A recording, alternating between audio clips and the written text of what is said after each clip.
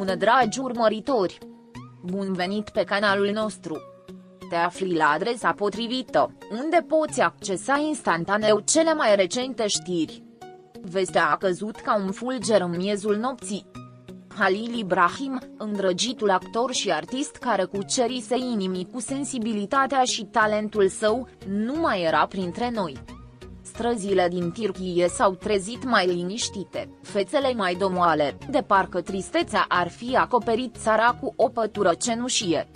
În fiecare colț, în fiecare casă, se vorbea în șoaptă neîncrezătoare despre plecarea lui. Telefoanele nu au încetat să sune, iar rețelele de socializare au fost inundate de lacrimi virtuale. Nimeni nu voia să creadă că Halil Ibrahim a dispărut.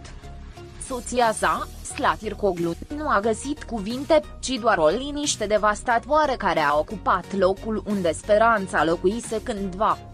Ea, care luptase alături de el în fiecare minut, care îi șoptise promisiuni de viitor la ureche, se confrunta acum cu abisul absenței.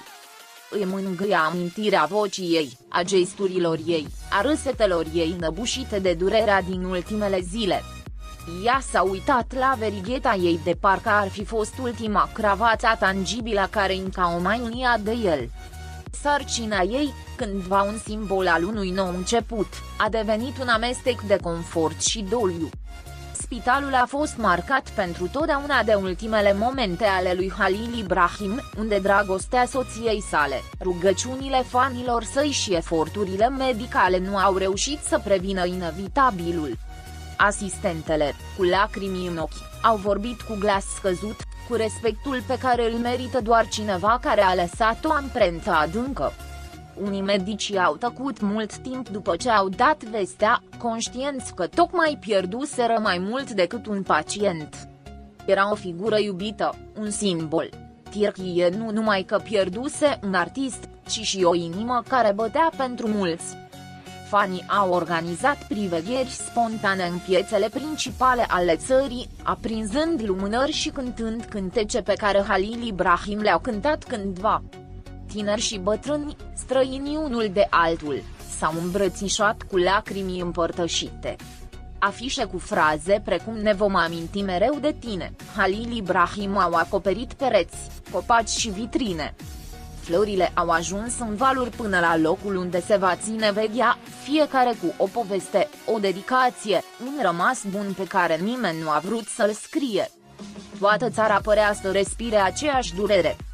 Televiziunea națională și-a întrerupt programarea obișnuită pentru a difuza tributuri, compilații ale vieții sale artistice, interviuri emoționante în care Halil Ibrahim a vorbit despre visele sale, despre dragostea lui pentru Slatirkoglu, despre dorința lui de a fi tată. Fiecare cuvânt al lui, acum un ecou, durea mai mult ca niciodată. Cranicii, cu vocile sparte, încercau să-și păstreze calmul în timp ce anunțau ceremoniile care aveau să fie ținute în memoria lui. Imaginile lui Halil Ibrahim, zâmbitor și plin de viață, contrastau crunt cu întunericul momentului. Parcă țara s-ar fi oprit. Acasă, Slatirkoglu a rămas tăcută, înconjurată de familie, dar prizoniera propriei dureri. Mâinile îi mângâiau burta cu o tandrețe de nedescris, în timp ce mintea ei retrăia ultimele zile alături de Halil Ibrahim. Nu a vrut ca copilul ei să se nască înconjurat de durere, dar nu s-a putut abține. Lacrimile cădeau la nesfârșit, dar în ochii ei era o promisiune tăcută de a merge mai departe pentru el. În plină doliu, ea a fost un tribut viu adus dragostei pe care o împărtășeau. Colegii lui Halil Ibrahim, atât actori, cât și muzicieni, au împărtășit mesaje care au făcut inimile să fluture. Unii și-au amintit de anecdote îndrăznețe, alții pur și simplu au plâns în fața camerelor, fără a avea nevoie de cuvinte. Breasla artistică și-a pierdut nu doar un talent, ci și un prieten, un frate. Producțiile la care a participat și-au oprit înregistrările în semn de respect. Moștenirea lui a început să fie ridicată ca ceva sacru. Scrisorile care începuseră să sosească în timpul tratamentului ei au devenit acum testamente emoționale. Fanii, în disperarea lor, au scris scrisori adresate cerului, lăsându-i în parcuri, la intrările în teatru, chiar trimițându-i simbolic la mare. Mulți au vorbit despre modul în care Halil Ibrahim i-a inspirat să lupte, să iubească, să nu renunțe niciodată. A fost mai mult decât un actor. El era o lumină în întunericul multora. Plecarea lui nu a fost doar o pierdere, ci o fractură în speranța colectivă. Presa internațională a făcut ecou și doliu din Turcia. Țările învecinate, unde Halil Ibrahim avea adepți fervenți, au organizat privegheri paralele. Lumea părea mai mică sub mantia acestei pierderi comune. Au vorbit despre umanitatea lui, zâmbetul lui, despre cum nu a încetat să mulțumească nici măcar în mijlocul durerii. Figura lui Halil Ibrahim a depășit granițele, iar rămas bunul său a devenit un act global de dragoste. Într-unul dintre cele mai dureroase momente, Slatirkoglu a scris o scrisoare publică care a mișcat întreaga țară. Ea nu vorbea doar despre Halil Ibrahim ca soț, ci și despre bărbatul care a făcut-o să simtă că dragostea adevărată există.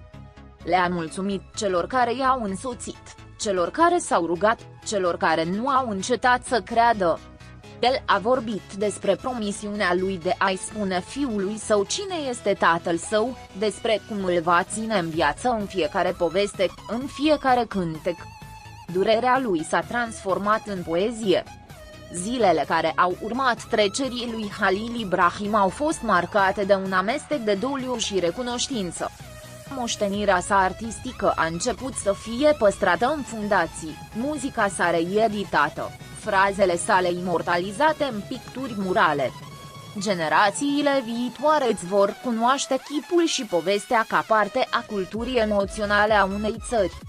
Nimeni nu o va uita, pentru că Halil Ibrahim nu numai că a trăit, ci și-a lăsat amprenta. Și în timp ce inima unei țări continuă să plângă, sufletul lui Halil Ibrahim pare să se ridice în fiecare cântec care cântă, în fiecare amintire care este spusă. În pântecele lui Slatirkoglu, o viață nouă bate cu putere, parcă purtând cu ea ecoul unui tată care și-a luat rămas bun prea devreme, dar care va trăi veșnic în cei care l-au iubit. Pascali